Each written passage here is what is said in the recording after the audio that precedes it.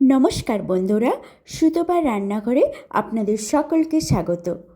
আজ আবারও চলে এসেছি আরও একটা নতুন রেসিপি নিয়ে। চলুন তাহলে দেখে নেওয়া যাক আজকের রেসিপি কি। আমার আজকের রেসিপি ডিমের তেল ঝাল। আপনারা কম বেশি সকলেই ডিমের তেল ঝাল খেতে ভালোবাসেন, তাই না? শুধু ভালোবাসলে হবে, ডিমের রেসিপিটাও তো জানতে হবে। তাহলে চলুন আজকে কথা না বাড়িয়ে ডিমের রেসিপিটা দেখে নেওয়া যাক। আজকের রেসিপির জন্য আমাদের লাগছে 4টে ডিম। প্রথমেই আমি ডিমগুলোকে সেদ্ধ করতে দিচ্ছি। এদিকে ডিমগুলো সেদ্ধ হোক, আর দেখে নিই এই রেসিপির জন্য আর কি কি লাগছে। এখানে লাগছে একটা তেজপাতা, 2টো শুকনো লঙ্কা, 3টে কাঁচা লঙ্কা, আর পেঁয়াজ কুচি, আদা কুচি, রসুন, আর লাগছে মিডিয়াম সাইজের 2টো টমেটো। আমি এবার এখানে রসুনগুলোকে শিলনোড়াতে থেঁতো করে নিচ্ছি। আপনারা চাইলে মিক্সিতেও পেস্ট করে নিতে পারেন। রসুন বাটা হয়ে গেছে, এবার আমি আদাটাকেও বেটে নিচ্ছি।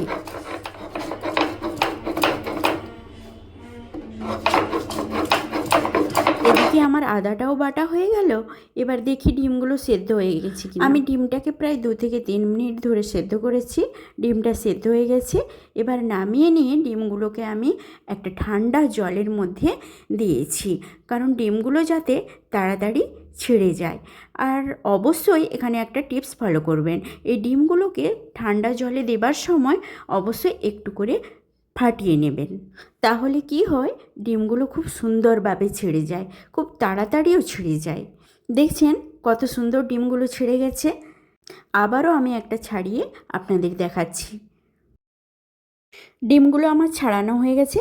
এবার ডিমগুলো ভাজার জন্য একটা কড়াইতে আমি সর্ষের তেল দিলাম, কিছুটা পরিমাণ সর্ষের তেল দিলাম। তেলটা গরম হয়ে গেলে ওর মধ্যে কিছুটা নুন আর সামান্য পরিমাণ হলুদ দিয়ে দিচ্ছি, যাতে ডিমের কালারটা খুব সুন্দর আসে আর যাতে কড়াইতে না লেগে যায়। অবশ্যই এই টিপসটা ফলো করবেন। আর অবশ্যই গ্যাসের ফ্লেমটা লো থেকে মিডিয়ামে রাখবেন। এবার আমি ডিমগুলোকে ওলট পালট করে ভেজে নিই। যতক্ষণ না ডিমের কালারটা লাল হয়ে আসছে ততক্ষণ ভাজতে থাকবো। যাই হোক, আমি সুতপা, আপনারা দেখছেন সুতপা রান্নাঘর। আমার এই রেসিপিটা যদি আপনাদের ভালো লেগে থাকে তাহলে অবশ্যই লাইক, কমেন্ট এবং শেয়ার করতে ভুলবেন না। ডিমগুলো আমার ভাজা হয়ে গেছে। এবার আমি ডিমগুলোকে অন্য একটা পাত্রে তুলে নিচ্ছি। দেখুন ডিমের কালারগুলো কত সুন্দর হয়েছে, তাই না? এবার ওই গরম তেলে আমি দিয়ে দেব আর তেজপাতা, শুকনো লঙ্কা। এবার তেজপাতা, শুকনো লঙ্কাটা ভাজা হয়ে গেলে ওর মধ্যে দিয়ে দেব কেটে রাখা পেঁয়াজগুলোকে।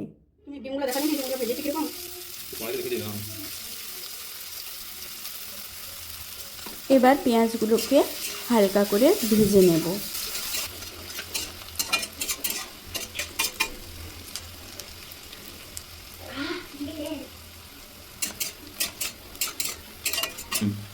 কালারটা দেখুন পেঁয়াজের চেঞ্জ হয়ে আসছে। এবার ওর মধ্যে দিয়ে দিচ্ছি রসুন বাটাটা। রসুন বাটাটাকেও ভালো করে ভেজে নিই। রসুনটা ভেজে নিয়ে ওর মধ্যে দিয়ে দিচ্ছি আদা বাটা। আদাটাকেও ভালো করে ভেজে নিই।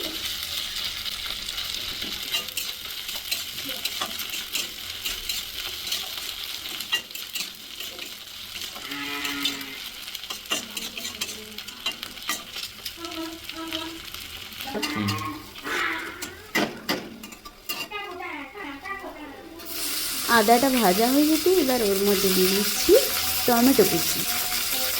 আর হ্যাঁ, এখানেও একটা টিপস আছে, কি বলুন তো, টমেটোটা যাতে তাড়াতাড়ি গলে যায় ওই জন্য ওর মধ্যে দিয়ে দিচ্ছি সামান্য পরিমাণ লবণ। এবার লবণটাকে ভালোভাবে ওই মশলাটার সাথে মিশিয়ে নিতে হবে। দেখুন টমেটোটা কত তাড়াতাড়ি গলে গেল। এবার ওর মধ্যে দিয়ে দিচ্ছি 1 চামচ হলুদ গুঁড়ো আর দিচ্ছি 1 চামচ লঙ্কা গুঁড়ো। আপনারা লঙ্কা গুঁড়োটা আপনাদের স্বাদ মতো দেবেন। এবার মশলাটাকে ভালো করে কষিয়ে নিচ্ছি। এবার ওর মধ্যে দিয়ে দিচ্ছি 1 চামচের মতো জিরে গুঁড়ো, আর তার সাথে দিয়ে দিচ্ছি 1 চামচের মতো কাশ্মীরি লঙ্কা গুঁড়ো।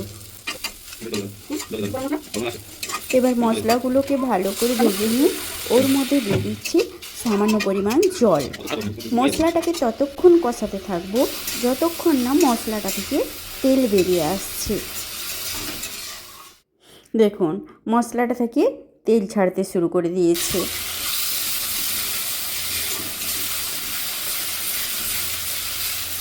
এবার ওর মধ্যে দিয়ে দেব আগে থেকে সেদ্ধ করে রাখা ডিমগুলোকে ভালো করে মশলার সাথে মাখিয়ে নিচ্ছি।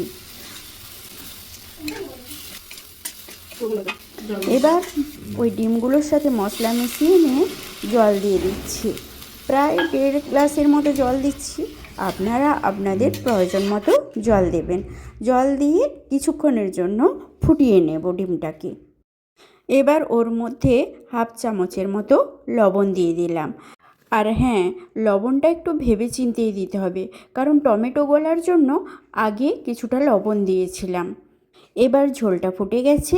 ওই ঝোলের মধ্যে দিয়ে দিয়েছি সানরাইজ গরম মশলা আর দিয়ে দিলাম 4টের মতো কাঁচা লঙ্কা।